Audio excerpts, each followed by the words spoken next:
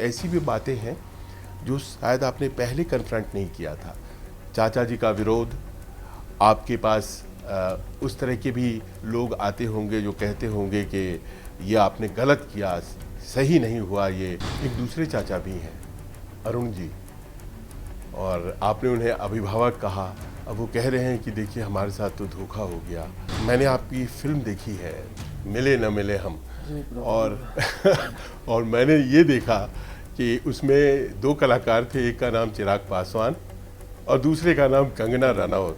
और देखिए कि क्या किस्मत का फेर है ये कि आप भी चुनाव लड़ रहे हैं और मंडी से वो भी चुनाव लड़ रही हैं। भारतीय लोकतंत्र के लिए अक्सर ये कहा जाता है कि हर निर्माण और विध्वंस के पीछे बिहार होता है, और सारी निगाहें इस बार के चुनाव में भी बिहार पर हैं।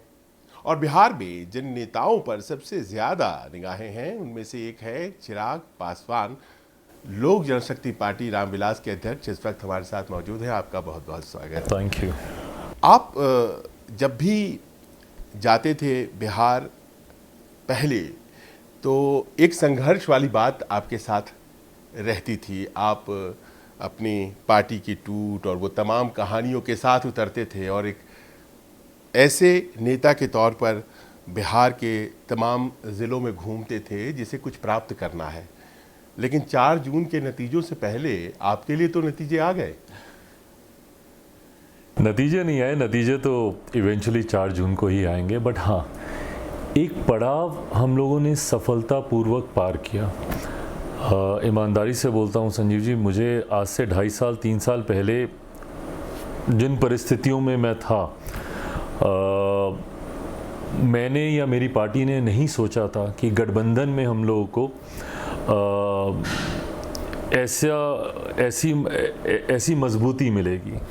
2.5-3 साल जो हम लोग का संघर्ष रहा, उस वक्त किसी ने ये नहीं सोचा था कि आने वाले समय में गठबंधन के भीतर चुनावी दृष्टिकोण से पार्टी कहाँ पे खड़ी होगी। पर बिना कुछ उम्मीद किए हुए निरंतर पार्टी का हर एक कार्यकर्ता संघर्ष करता गया। आज जब उस संघर्ष को सम्मान मिला है गठबंधन के द्वारा, ये ज़रूर हम लोग के मनोबल को बढ़ाता है। इस पड़ाव को मैं ज़रूर बोलूँगा कि सफलतापूर्वक हम लोग पहुँचे हैं, पर हाँ, इवेंचुअली रिजल्ट्स 4 जून को ही आएंगे।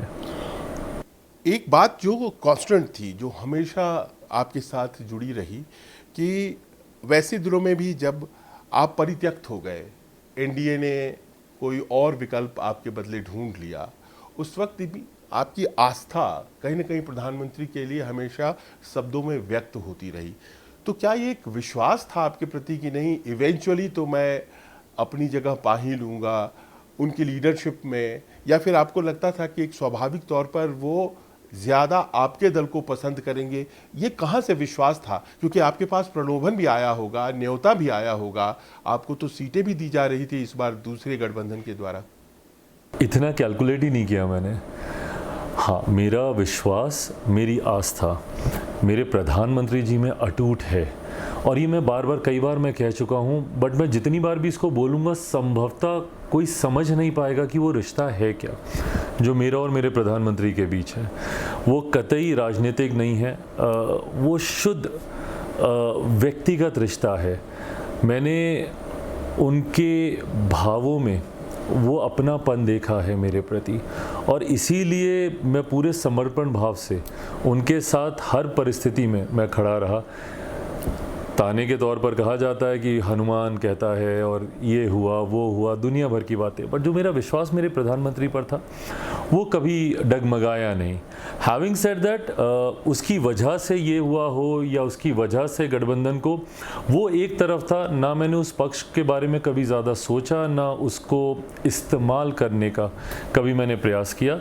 मैं सिर्फ अपनी मेहनत करता रहा, अपने संघर्ष में जुटा रहा, अपने कार्य को करता रहा, बिना ये सोचे हुए कि आने वाले दिनों में कुछ हासिल होगा नहीं होगा। जनता के बीच रहा, पापा से यही सीखा है कि जब विपरीत परिस्थिति हो तो लोगों के बीच जाओ, जब ऐसा समय हो, कठिनाई हो, नहीं कुछ समझ में आ रहा हो, तो लोगों के बीच जाओ, अपने आप रास्ता मिलेगा। और आज मुझे लगता है ये नई ताकत बिहारियों ने ही, बिहार के लोगों ने ही मुझे दी है। नई ताकत में तो एक और बात जोड़नी पड़ेगी, हम लोगों ने वो तस्वीर भी देखी, नीतीश बाबू के साथ आपकी तस्वीर, और नीतीश बाबू जिस आत्मीयता से आपको गले लगा रहे थे और आप भी प्रसन्न थे, तो एक स्वाभाविक प्रश्न जाहिर है कि आपके मतदाताओं में ये ज़रूर होगा कि बहुत सी बातों के लिए जो बिहार में सही नहीं है, उसके लिए आप उस सरकार को, उनकी पार्टी को, और कई बार उनको भी जिम्मेदार मानते थे। तो लोग ये समझना चाहेंगे कि आपके अब के विचार क्या हैं? देखिए, मुझे लगता है आज की तारीख में संजीव जी, जब हम लोग एक बड़े लक्ष्य की ओर अग्रसर हो रहे हैं, और ये लक्ष्य हमारे प्रधानमंत्री जी के द्वारा ही हम लोग को दिया गया है 400 सीटें जीतने का, एनडीए के तमाम सहयोगियों के ऊपर ये जिम्मेदारी है कि देश भर में 400 सीटें जिताकर हमारे प्रधानमंत्री जी को तीसरी बार देश का प्रधानमंत्री बनाए। तो जब आपकी प्रायोरिटीज़ क्लियर होती हैं, जब आपकी प्राथमिकताएं स्पष्ट होती हैं, तो मुझे नहीं लगता कि ऐसे में कहीं किसी दूसरे विवाद की कोई गुंजाइश रहती है। आज की तारीख में बीइंग स्टूडेंट ऑफ पॉलिटिक्स, राजनीति का विद्यार्थी होने के नाते ये बात हम लोग को शुरू से सिखाई गई है कि सबसे ऊपर राष्ट्र का हित होता है, फिर गठबंधन का हित आता है, फिर आपके अपने दल का हित आता है, और उसके बाद कुछ बचे तो इंसान व्यक्तिगत हित के बारे में सोच सकता है। ऐसे में राष्ट्र हित के लिए ज़रूरी है कि हमारे प्रधानमंत्री तीसरी बार देश के प्रधानमंत्री बने। ऐसे में गठबंधन का मजबूत रहना ज़रूरी है, और गठबंधन के हित के लिए ये ज़रूरी है कि तमाम जितने घटक दल हैं वो आपसी मतभेदों को भूलकर बड़ी लड़ाई की ओर अग्रसर हों, उसके लिए अपनी तैयारी करें। अगर गलती से कहीं अगर हम लोग आपस में ही बात विवाद में उलझ गए, तो जो लक्ष्य है उससे हम लोग चूक जाएंगे। ऐसे बात विवाद में उलझने से नुकसान सिर्फ हम ही लोगों के गठबंधन का होगा, जिसका लाभ विपक्ष उठाएगा। तो ऐसे में ये बड़ी सोच रखते हुए मुझे लगता है मैं, मेरे मुख्यमंत्री जी, हम दोनों की पार्टी, हम लोग एक साथ आए हैं सिर्फ और सिर्फ प्रधानमंत्री जी को मजबूती देने के लिए। चिराग जी, लेकिन ये प्रश्न बहुत बड़ा है कि आप जिस मुकाम पर हैं आज, उसमें जनता का समर्थन आपको मिला, इसीलिए आप वहाँ हैं, और समर्थन इसीलिए आपको मिला क्योंकि आपने बिहार के जो मूलभूत समस्याएं, मुद्दे हैं, उनको छुआ, उसके मर्म को छुआ। पलायन आपने बार बार अपने भाषणों में उठाया, शिक्षा को लेकर के जो समस्याएं हैं, स्वास्थ्य को लेकर जो समस्याएं हैं, रोज़गार, ये सब तमाम अभी भी वर्तमान हैं, और जाहिर है कि ये आपके दिमाग में अभी भी होंगी। तो क्या इस वैकल्पिक स्थिति में जो आप आ गए हैं, उनके सल्यूशन आप इस व्यवस्था में ही देखते हैं ना? मैं बिहार फर्स्ट, बिहारी फर्स्ट के प्रति पूरी तरीके से कमिटेड हूँ। ये मेरा विज़न ही नहीं है, मेरी आत्मा है। बिहार फर्स्ट, बिहारी फर्स्ट की सोच के साथ कतई कहीं कोई समझौता नहीं हो सकता। हैविंग सेड दैट, मैं ये भी मानता हूँ कि आज एक लंबे समय के बाद बिहार को ये अवसर मिला है जहाँ पर केंद्र की तर्ज में बिहार में भी सरकार है। मैं मानता हूँ कि बिहार के पिछड़े रहने का एक बहुत बड़ा कारण ये भी रहा कि हमेशा बिहार ने विरोधाभास की सरकारें देखी। जब केंद्र में यूपीए की थी तो बिहार में एनडीए की थी, जब बिहार में एनडीए की थी तो यहाँ पे महागठबंधन की थी। आज एक लंबे समय के बाद बिहार में डबल इंजन की सरकार बिहार को मिली है, और मैं मानता हूँ, और उदाहरण है सामने, बगल का ही राज्य देख लीजिए उत्तर प्रदेश। जिस गति से उत्तर प्रदेश आगे बढ़ रहा है, वो उसके पीछे कारण कहीं ना कहीं ये वही डबल इंजन की सरकार है, जिसका जिक्र मेरे प्रधानमंत्री जी अक्सर कई मंचों से करते हैं। तो मैं मानता हूँ कि आज जब प्रधानमंत्री जी की ही सोच वाली सरकार बिहार में है, तो मैं मानता हूँ कि कई ऐसी योजनाएं हैं राष्ट्रीय स्तर की जो अभी तक धरातल पर संभवतः ठीक से उतर नहीं पा रही थी, उनको उतारा जाएगा। और अब जब सब लोग एक गठबंधन में हैं, तो जिस बिहार फर्स्ट, बिहारी फर्स्ट की सोच लेकर मैं आगे बढ़ रहा हूँ, उसको भी धरातल पर उतारने के लिए मुझे बल मिलेगा। अब देखिए, ये चुनावी मौसम है, तो जाहिर है कि बात टिकटों की भी होगी, और टिकटों के डिस्ट्रीब्यूशन में एक चीज़ जो आरोप के तौर पर आपके सामने लगे कि आप एक व्यक्ति हैं जिन्होंने स्क्रैच से स्टार्ट किया, परिवार ने आपका साथ नहीं दिया, और आपने अपने लिए ज़मीन तैयार की, मजबूत की, और फिर जब आज जमुई से अरुण भारती जी की उम्मीदवारी है, तो ये आरोप आप पर ही लगा कि आपने क्या परिवारवाद को बढ़ावा दिया फिर से? मैं मानता हूँ संजीव जी, किसी बड़े परिवार से आना आपका सौभाग्य हो सकता है, आपकी काबिलियत नहीं। सौभाग्य आपको मौका दे सकता है, बट जनता का विश्वास आपकी काबिलियत से ही हासिल होता है। जहाँ तक रही बात जमुई की, जमुई मेरी कर्म भूमि ही नहीं, पिछले 10 सालों में जमुई से एक परिवार का रिश्ता बन गया है। मेरा घर है, मेरे परिवार के लोग हैं, पूरी जमुई लोकसभा। ऐसे में जब मैं उस दोराहे पे खड़ा था जहाँ एक तरफ पिता की कर्मभूमि को मुझे साधना था, एक पुत्र होने के नाते मेरा उत्तरदायित्व बनता है कि उनके जाने के बाद उनके अधूरे कार्यों को मैं पूरा करूं। ये किसी भी पुत्र की नैतिक जिम्मेदारी होती है। तो जहाँ उनकी कर्मभूमि को मैं साधने निकला हूँ, वहीं मेरी कर्मभूमि, उसकी जिम्मेदारी मेरा कोई अपना ही ले सकता है, जो उसी भाव के साथ, जो उसी अपनेपन के साथ। और मुझे नहीं लगता कि कोई भी और नेता अगर वहाँ जाएगा तो वो रिश्ता बना पाएगा जो रिश्ता मैंने पिछले 10 सालों से बनाया था। और मुझे लगता है जमुई की जनता को भी आज इस बात का संतोष है कि वो जो रिश्ता हम लोग का था वो वैसे ही बरकरार रहेगा, क्योंकि मेरे ही परिवार का कोई वहाँ पर है। मैं मानता हूँ, बहुत विनम्रता से मैं इस बात को कबूल करूँगा कि हाँ, ये इसमें परिवारवाद की झलक दिखती है। बट अगर आप अरुण भारती जी को भी देखें, उनका अपना कैलिबर आप देखें, उनकी पढ़ाई लिखाई, उनकी शिक्षा, बाहर से पढ़कर आए, जितने सुलझे हुए वो व्यक्ति हैं, मुझे लगता है कि अब धीरे धीरे जनता भी उनको जानने लगी है। उनके इंटरव्यूज़ आ रहे हैं, लोग उनसे इंटरेक्ट कर रहे हैं, बातें कर रहे हैं। मेरे तो जीजा हैं ही, तो मैं उनको जानता ही हूँ। मैं इस बात को कम से कम दावे से कह सकता हूँ कि बिहार को, जमुई को मुझसे बेहतर सांसद और मुझसे बेहतर बेटा मिलेगा अरुण भारती जी के रूप में। अब ये तो हुई अरुण भारती जी की बात। जो भी नाम आ रहे हैं और उसमें टिकटों में आपने एक युवा टीम जैसा कुछ बनाने का प्रयास किया है, और नए लोग, वैसे लोग जिनका कि पॉलिटिक्स से बहुत ज़्यादा एक्सपोजर नहीं है, ज़्यादातर वैसी टीम। उसके पीछे क्या गणित आपने सोचा, आखिर ऐसे नामों को लेकर के आने के पीछे? क्योंकि बिहार में सब कुछ यही कहा जाता है पॉलिटिकल है, बहुत धुरंधर नेता सब है। ऐसे में ग्रीन हॉर्न्स जिसे कहते हैं अंग्रेजी में, उनको सामने लाने के पीछे की आपकी रणनीति? कुछ लोग जात की, धर्म की राजनीति करते हैं। मैं मानता हूँ मेरा भी एक MY समीकरण है, जहाँ पे महिलाएं हैं और युवा हैं। मुझे लगता है ये दो बहुत बड़े वर्ग हैं जिनको कहीं ना कहीं, जिनकी अनदेखी होती है राजनीति में। मैं ख़ास तौर पर बोलूँ, और इसीलिए मैं धन्यवाद दूंगा मेरे प्रधानमंत्री जी का कि वो फाइनली विमेन रिजर्वेशन बिल को वो लेकर आए, जहाँ पे महिलाओं को उनका अधिकार मिला, जहाँ पे महिलाओं को उनकी क्षमता के अनुसार उनको सम्मान मिला।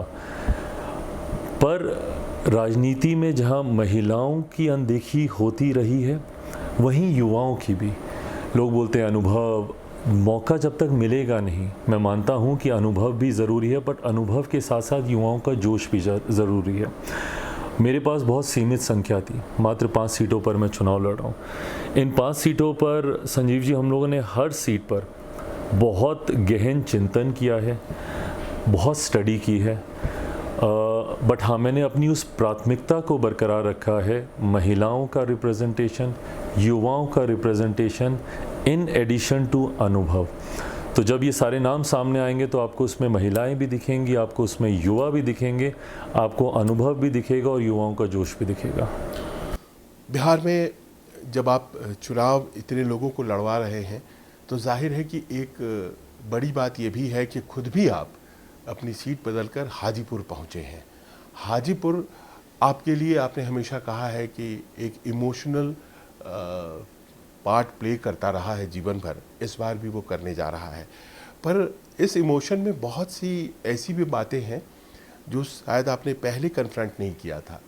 चाचा जी का विरोध, आपके पास उस तरह के भी लोग आते होंगे जो कहते होंगे कि ये आपने गलत किया, सही नहीं हुआ, ये परिवार में ही होती है लड़ाई, परिवार ही एक होता है। तो उन सब परिस्थितियों से कैसे आप निपट रहे हैं? मुझे लगता है ये सब चीज़ें बहुत पीछे रह गई हैं मेरे। मैं बहुत आगे निकल गया हूँ इन सब चीज़ों से, इन द सेंस मेरे लिए अब सिर्फ मेरा काम मेरी प्राथमिकता है, और जो जिम्मेदारी मैंने ली है बिहार को फर्स्ट बनाने की, बिहारियों को फर्स्ट बनाने के लिए, जिसके लिए ज़रूरी है कि बिहार का हर एक ज़िला विकसित हो, मैं उस सोच के साथ मैं आगे बढ़ रहा हूँ। आज मेरे लिए संजीव जी ये गर्व की बात होती है, 10 साल मैं जमुई का सांसद रहा। 2014 में नीति आयोग की रिपोर्ट में जमुई 99वें पायदान पर था। 2019 में in the list of aspirational districts 2019 में वो 9वें पायदान पर आया, और आज जब हम लोग 2024 में हैं वो पहले पायदान पर है। इसी सोच को धरातल पर उतारने की दृष्टि से मैं आगे बढ़ रहा हूँ।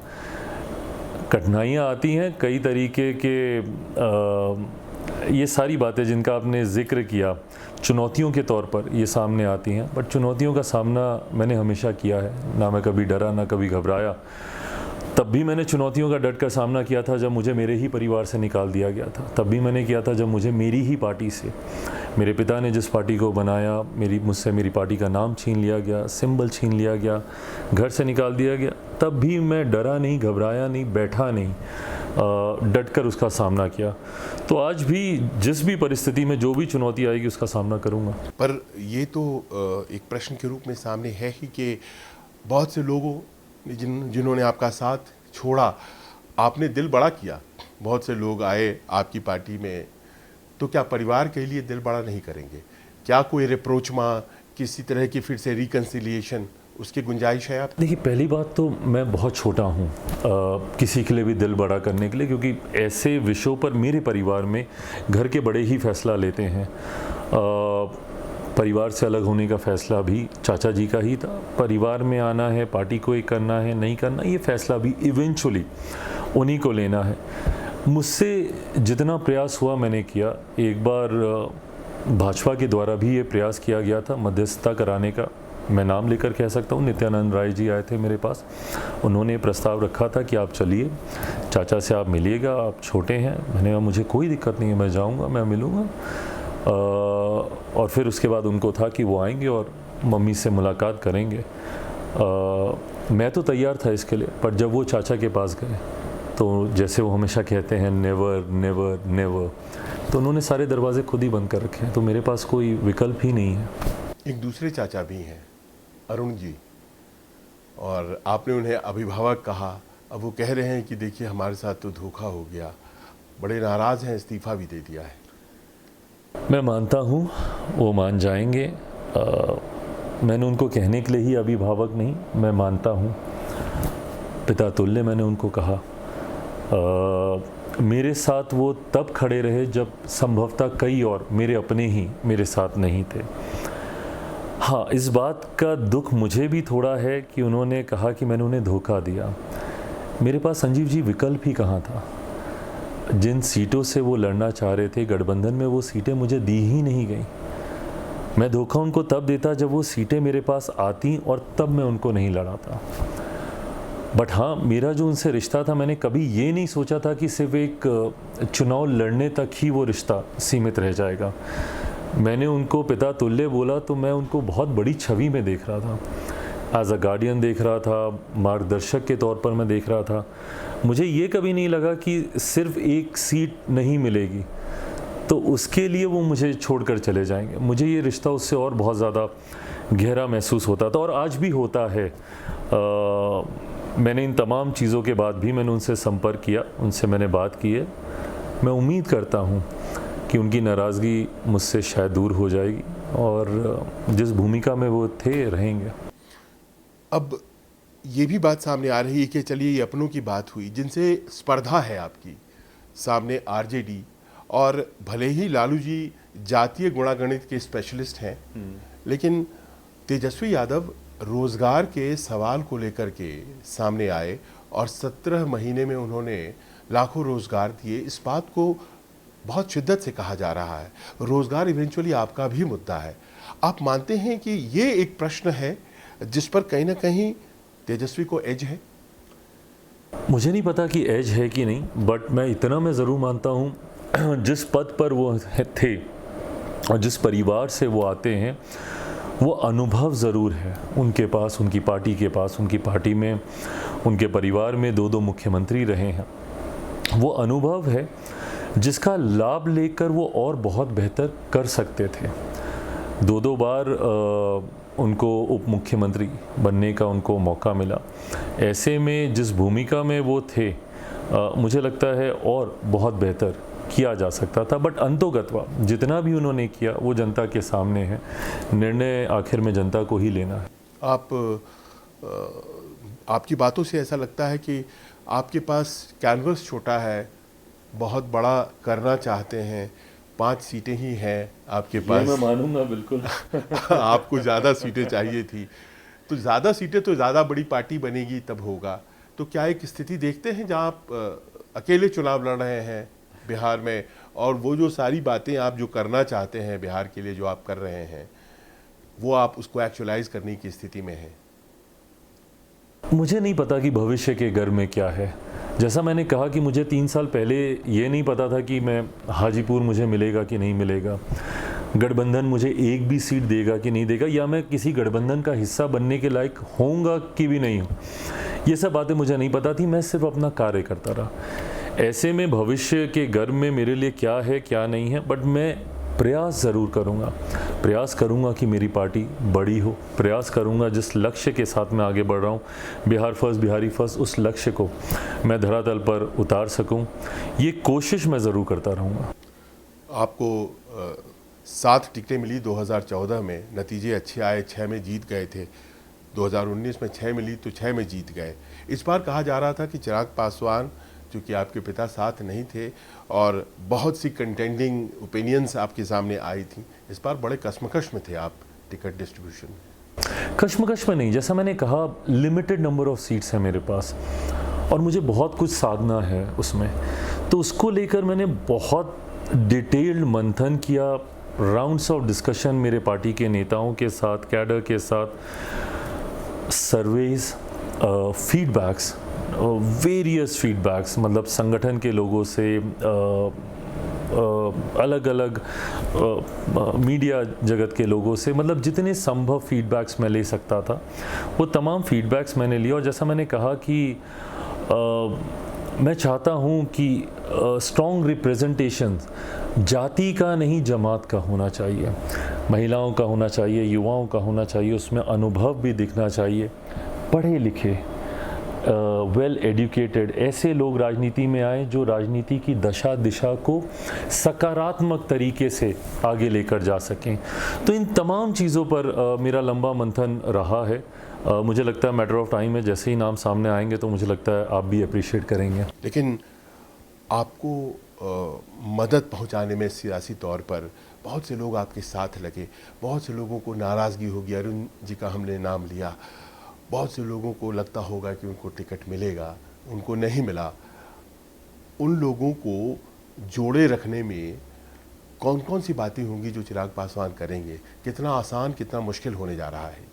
संजीव जी, पहली बात तो जितना ही आसान दिखता है, एक राष्ट्रीय अध्यक्ष होने के नाते कतई ये आसान नहीं। और ये मैं अपनी बात नहीं कर रहा, मैं हर पार्टी की बात कर रहा हूँ। आपका रिश्ता आपके हर एक कार्यकर्ता के साथ एक बराबर का ही होता है। मेरे लिए ये भी उतना ही महत्वपूर्ण है, वो भी उतना ही महत्वपूर्ण है, ये भी उतना ही महत्वपूर्ण है, पर इनमें से देना किसी एक को है।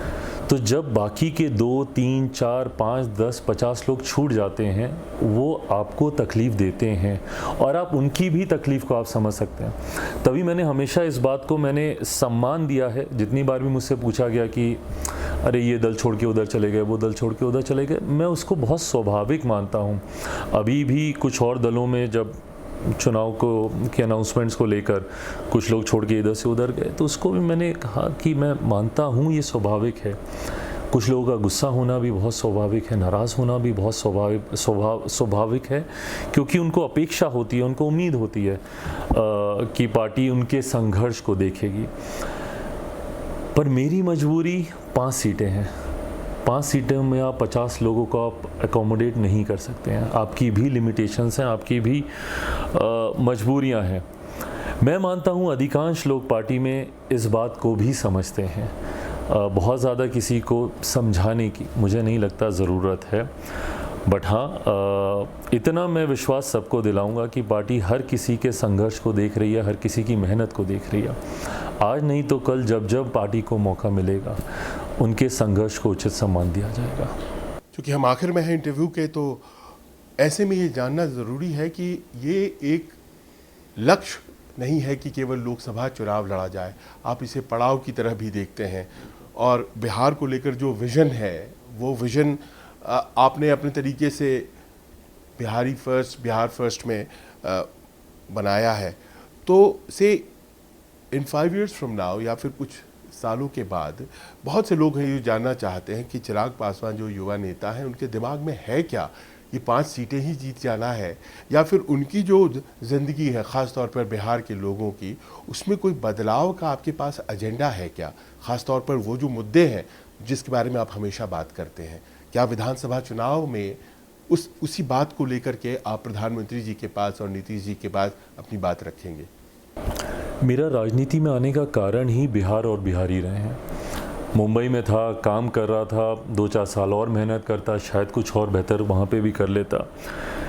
पर वहाँ पर जिस तरीके से मैंने देखा बिहारियों को अपमानित किया जाता है, कुछ क्षेत्रीय दल जिस तरीके से उन पर लाठियाँ चलाते हैं, उनको अपमानित करते हैं, ये तमाम बातें कारण बना मेरा राजनीति में आने का।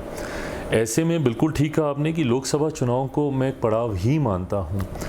मेरे लिए एक्चुअल मंजिल बिहार है, बिहार के विधानसभा के चुनाव हैं, जहां पर मैं अपने विज़न को, मेरा विज़न बिहार से ही जुड़ा हुआ है, बिहार फर्स्ट बिहारी फर्स्ट, जिस विज़न को मैं धरातल पर उतार सकता हूं। डेफिनेटली आने वाले दिनों में एक बार ये लोकसभा निकले, detail discussion definitely with the prime minister, with the CM साहब के साथ भी बैठकर हम लोग डिटेल चर्चा करेंगे।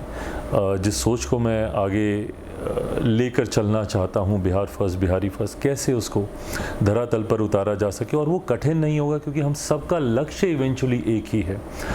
नाम कुछ भी हो, बट प्रधानमंत्री जी की भी सोच वही है कि हर राज्य आगे बढ़े, तभी 2047 तक हम लोग विकसित देश बना पाएंगे। मेरे मुख्यमंत्री भी चाहेंगे कि बिहार विकसित राज्यों की श्रेणी में आकर बराबरी पर खड़ा हो, और मेरी बिहार फर्स्ट बिहारी फर्स्ट की सोच है ही। सो इवेंचुअली जब सबके लक्ष्य एक हैं, उसको साधने के रास्ते हम लोग मिलकर तय कर सकते हैं। तो मुख्यमंत्री जी से प्राथमिक बातचीत जो हुई उसमें कुछ इस तरह की भी बातचीत हुई या फिर वो प्रथम मुलाकात ही थी? नहीं, मेरी अभी जो उनसे परसों मुलाकात हुई वो लोकसभा चुनाव को लेकर ही थी, कैसे प्रचार होगा, सीटों पर कैंडिडेट्स को लेकर, ये सारी बातें उस दिन हुई। बट और ये सारे विषय मुझे लगता है इवेंचुअली विधानसभा चुनाव के आसपास डिस्कस होंगे। जी, और मैंने आपकी फिल्म देखी है मिले न मिले हम, और मैंने ये देखा कि उसमें 2 कलाकार थे, एक का नाम चिराग पासवान और दूसरे का नाम कंगना रनौत। और देखिए कि क्या किस्मत का फेर है ये कि आप भी चुनाव लड़ रहे हैं और मंडी से वो भी चुनाव लड़ रही हैं। तो ये पूरा जो कास्ट है आपकी फिल्म का लोकसभा में दिखाई पड़ने वाला है, ऐसा लग रहा है। हाँ, इस बार लोकसभा में मिलेंगे हम लोग। तो आपने मिले ना मिले हम जो फिल्म बनाया था, तो अल्टीमेटली आपको मिलना है लोकसभा में। अल्टीमेटली अब उनसे लोकसभा में मुलाकात होगी। But she is a wonderful lady. मैं शुरू से मैं उनकी सोच का मैं प्रशंसक रहा हूँ। उन्होंने बिना डरे, निडरता से वो अपनी बातों को रखती हैं। She is very clear with her thoughts. Movies के भी वक्त मैंने इस बात का मैंने अनुभव किया था। और जैसा मैंने कहा थोड़ी देर पहले कि मैं चाहता हूँ कि ऐसे पढ़े लिखे जानकार जो अपने लक्ष्य को लेकर क्लैरिटी ऑफ थॉट्स हो उनके दिमाग में, ऐसे लोगों का, यंग फ्रेश माइंड, उनका राजनीति में आना ज़रूरी है। और मुझे लगता है कंगना उनमें से एक हैं। So I am looking forward to see her in the parliament. उनकी डिबेट्स में उनका पार्टिसिपेशन मैं देखूंगा, बातों को बहुत खूबसूरती से रखती हैं। So I am looking forward to that. Thank you so much Chirag Paswan, हमारी शुभकामनाएं आपके साथ। और ये थे चिराग पासवान। चिराग पासवान बहुत उम्मीदों के साथ उतर रहे हैं और इनसे भी बहुत ज़्यादा उम्मीदें लोगों की हैं, और देखना ये है कि ये दोनों उम्मीदें कितनी पूरी होती हैं। कैमरामैन रफ़ीक के साथ संजीव त्रिवेदी, न्यूज़ 24।